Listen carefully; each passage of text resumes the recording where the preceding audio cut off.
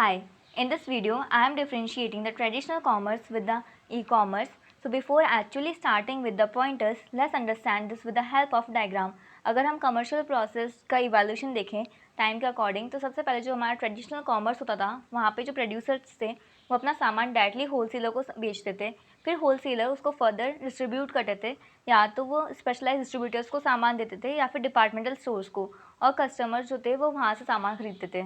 या फिर कई बार ऐसा होता था कि सामान प्रोड्यूसर से डायरेक्टली होलसेलर के पास आता था, फिर होलसेलर उसको डिस्ट्रीब्यूटर को भेजते थे और फिर डिस्ट्रीब्यूटर डिपार्टमेंटल स्टोर्स या फिर रिटेल स्टोर्स को देते थे और फिर वहाँ से कस्टमर्स सामान खरीदते थे। तो ये काफ़ी एक लेंदी प्रोसेस था। लेकिन जब हमारे पास इंटरनेट आया तो हमारे इंटरनेट की हेल्प से जो प्रोड्यूसर्स है वो अपना सामान डायरेक्टली कस्टमर्स को बेचने लग गए थे, सिर्फ और सिर्फ न्यू इंटरमीडिएटरीज की हेल्प से, जैसे कि search engine developer, online broker या फिर न्यू डिस्ट्रीब्यूशन मेथड से। So starting with the actual difference, सबसे पहले हम अगर बात करें डेफिनेशन की, तो ट्रेडिशनल कॉमर्स एक इकोनॉमिक एक्टिविटी होती है। इकोनॉमिक एक्टिविटी मतलब जिसको करने से आपको पैसे मिले, जहाँ पे लोग या तो सामान को वो एक्सचेंज करते हैं, गुड्स और सर्विसेज को, या फिर इम्पोर्ट एक्सपोर्ट करते हैं एक रेगुलर बेसिस पे। और ये सेम जो चीज़ होती है वो ई कॉमर्स में भी की जाती है, लेकिन ये इलेक्ट्रॉनिकली की जाती है इंटरनेट और कम्युनिकेशन टेक्नोलॉजी की हेल्प से। द सेकेंड डिफरेंस है वो है कम्युनिकेशन का। ट्रेडिशनल कॉमर्स के अंदर जो कम्युनिकेशन होता था या फिर जो ट्रांजेक्शन्स होते थे वो एक सिंक्रोनाइज वे में किए जाते थे। मैनुअली लोग मिलते थे, एक दूसरे से आपस में बात करते थे और डिस्कस करते थे चीज़ें। और वहीं पे ई कॉमर्स के अंदर इलेक्ट्रॉनिक सिस्टम ऑटोमेटिकली हैंडल करता है कि कब कौन सी इन्फॉर्मेशन है वो लोगों तक पहुंचानी है और कब कौन सी नहीं पहुंचानी। The next one is establishment. जो ट्रेडिशनल कॉमर्स है उसके अंदर एक स्टैंडर्ड प्रैक्टिस को इस्टेब्लिश करना और मेंटेन करना बहुत डिफिकल्ट होता है, क्योंकि यहाँ पे जो बिज़नेस होते हैं वो एक पर्टिकुलर लोकेशन पे होते हैं और हर एक कंट्री का कल्चर और जो उसका कस्टम्स होते हैं वो दूसरी कंट्री के कल्चर्स, लैंग्वेज, कस्टम से डिफरेंट होते हैं। और वहीं हम ई कॉमर्स की बात करें तो यहाँ पे एक यूनिफॉर्म स्ट्रैटेजी को इस्टेब्लिश करना और मेंटेन करना काफ़ी ईजी होता है, क्योंकि यहाँ पे सारे बिजनेसेस के अंदर एक ही सेम प्लेटफॉर्म के अंदर इंटरनेट पे होते हैं। जब हम प्लेटफॉर्म की बात करें तो नेक्स्ट पॉइंट है वो है प्लेटफॉर्म। ई कॉमर्स वेबसाइट हमें ऐसे प्लेटफॉर्म प्रोवाइड करती है जहाँ पे किसी भी प्रोडक्ट या फिर मार्केट के बारे में सारी इन्फॉर्मेशन हमें एक ही जगह पे मिल जाती है। और वहीं अगर हम ट्रेडिशनल कॉमर्स की बात करें तो एक यूनिफॉर्म प्लेटफॉर्म बना पाना थोड़ा सा अनअवेलेबल होता है, क्योंकि ट्रेडिशनल कॉमर्स वो डिपेंड करता है पर्सनल कम्युनिकेशन के ऊपर। अगर हमें लगता है कि हमारा जो कस्टमर है वो हमसे कन्विंस नहीं हो पा रहा, तो हम क्या करते हैं, फटाफट से अपने पेज चेंज कर देते हैं उस कस्टमर की नीड्स या फिर इंटरेस्ट के हिसाब से, जिससे कि वो सामान खरीदें। The next one is mode. Traditional commerce होता है वो एक नॉन इलेक्ट्रॉनिक या फिर मैनुअल फॉर्म के अंदर कंडक्ट किया जाता है, वहीं जो ई कॉमर्स है वो इलेक्ट्रॉनिकली और डिजिटल मोड के द्वारा कंडक्ट किया जाता है। The next is time.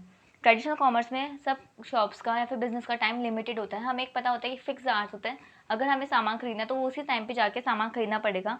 वहीं ई कॉमर्स हमारे लिए 24/7 अवेलेबल रहता है, हम कभी भी घर पर कहीं भी किसी भी कोने में बैठ करके किसी भी टाइम पे सामान को प्लेस कर सकते हैं, ऑर्डर प्लेस कर सकते हैं हमारा। The next one is knowledge. Traditional commerce को करने के लिए हमें कोई एजुकेशन या फिर नॉलेज की रिक्वायरमेंट नहीं है, कोई भी इंसान जिसके पास पैसा है या फिर जिसका बिजनेस माइंड है वो अपना बिजनेस सेटअप कर सकता है और वो ट्रेडिशनली कॉमर्स के अंदर आ सकता है। लेकिन अगर आपको ई कॉमर्स के अंदर अपना बिजनेस सेट करना है तो आपको डिजिटल गैजेट्स के बारे में नॉलेज होनी चाहिए, या फिर अगर आपको कोई सामान है वो ई कॉमर्स से मंगवाना है या फिर अपना ऑर्डर प्लेस करना है तो उसके लिए भी आपके पास डिजिटल गैजेट्स की नॉलेज होनी ज़रूरी होती है। The next one is usage. Traditional commerce को लोग एशियन टाइम से यूज़ करते हुए आ रहे हैं और अभी भी यूज़ कर रहे हैं उन रीजन्स के अंदर जहाँ पे इंटरनेट अभी तक अवेलेबल नहीं है या फिर इंटरनेट की स्पीड्स अच्छी नहीं आती, जैसे कि हमारे हिली रीजन्स हो गए या फिर अंडर डेवलप एरियाज़ जो है। और वहीं अगर लोगों की बात करें ई कॉमर्स की, तो लोग ई कॉमर्स को इसलिए यूज़ करते हैं जिससे कि वो अपने वैल्यूएबल टाइम और मनी को बचा सकें। The next is inspection. Traditional commerce के अंदर आप आराम से बहुत अच्छे से अपने प्रोडक्ट को इंस्पेक्शन कर सकते हो, हर एक एरिया से आप देख सकते हो कि आपके लिए वो सामान सही है कि नहीं है, उसकी क्वालिटी आप सब कुछ चेक कर सकते हो। लेकिन ई कॉमर्स में ऐसा आपके पास अवेलेबल नहीं होता ये ऑप्शन, क्योंकि आप ई कॉमर्स में सिर्फ फोटो देख सकते हो और बस आप एक्सपेक्ट कर सकते हो वो फोटो देख करके कि वो सामान कैसा होने वाला है। The next is return policy. Traditional commerce में कस्टमर्स के लिए बहुत ईजी होता है कि सामान को रिटर्न करना, वो सामान जिस शॉप से लेके आते हैं वो वापस शॉप पे उस एक स्पेसिफिक टाइम पे चले जाते हैं और वहाँ से पूछ लेते हैं कि अच्छा ये कैसे रिटर्न होगा, और वो इजीली रिटर्न कर लेते हैं। और वहीं अगर ई कॉमर्स के अंदर बात की जाए तो वहाँ पे रिटर्न पॉलिसीज़ को लेके काफ़ी सारी अनसर्टेनिटीज़ होती है, जैसे कि आपको पता नहीं होता कि जो आपने रिटर्न किया है गुड्स उसके बदले में आपको वापस कोई सामान मिलेगा या फिर आपको पैसे मिलेंगे, और कितने टाइम बाद आपको डिलीवरी होगी उस सामान की।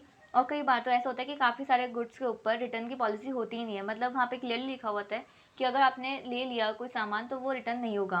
The next one is customer loyalty. Traditional commerce के अंदर कस्टमर्स लॉयल होते हैं क्योंकि वहाँ पे एक पर्सनल रिलेशन बन जाता है कस्टमर्स का बिजनेस के साथ में, और वहीं ई कॉमर्स की अगर बात करें तो कस्टमर कम लॉयल होते हैं as compared to traditional commerce, क्योंकि यहाँ पे एक पर्सनल रिलेशन नहीं होता, आपके पास बहुत सारी चीज़ें अवेलेबल होती है, एक क्लिक पे आप जाते हो, आप इजीली सामान को कंपेयर कर लेते हो। The next one is fix prices.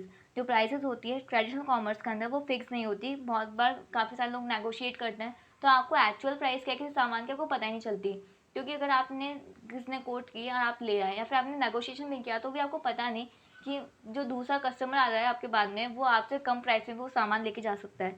लेकिन ई कॉमर्स में जो प्राइस है वो आप फिक्स रहती है, और प्लस आप उसको कंपेयर कर सकते हो किसी और जो वेबसाइट्स है उनके साथ भी। The next one is perishable goods. Traditional commerce में आप इजीली पेरिशेबल गुड्स के साथ में डील कर सकते हो। पेरिशेबल गुड्स मतलब वो गुड्स जो कि बहुत जल्दी से ख़राब हो जाते हैं, जैसे कि आपका डेयरी प्रोडक्ट्स, वेजिटेबल्स, फ्रूट्स, ये सब।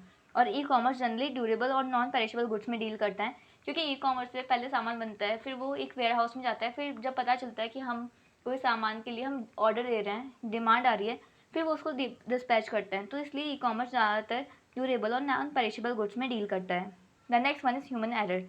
ट्रेडिशनल कॉमर्स में ह्यूमन एरर्स होते रहते हैं, जैसे कि रिकॉर्ड्स का डुप्लीकेशन होना या फिर किसी प्रोसेस के अंदर री एंट्री होना, लेकिन ई कॉमर्स के अंदर सब कुछ ऑटोमेटेड होता है, इसलिए कोई भी डेटा एंट्री के अंदर कुछ भी कमी नहीं आती। The last one is cost saving. Traditional commerce के अंदर हमें स्टोर को बनाने में कॉस्ट लग जाती है और साथ में उस स्टोर को मेंटेन करने की कॉस्ट भी हाई रहती है, लेकिन जब हम ई कॉमर्स की बात करते हैं तो वेबसाइट को डिज़ाइन करना, मेंटेन करना काफ़ी कम कॉस्ट में हो जाता है as compared to traditional commerce. So if you like my video, then hit the like button, subscribe it, press the bell icon and share these videos with your friends.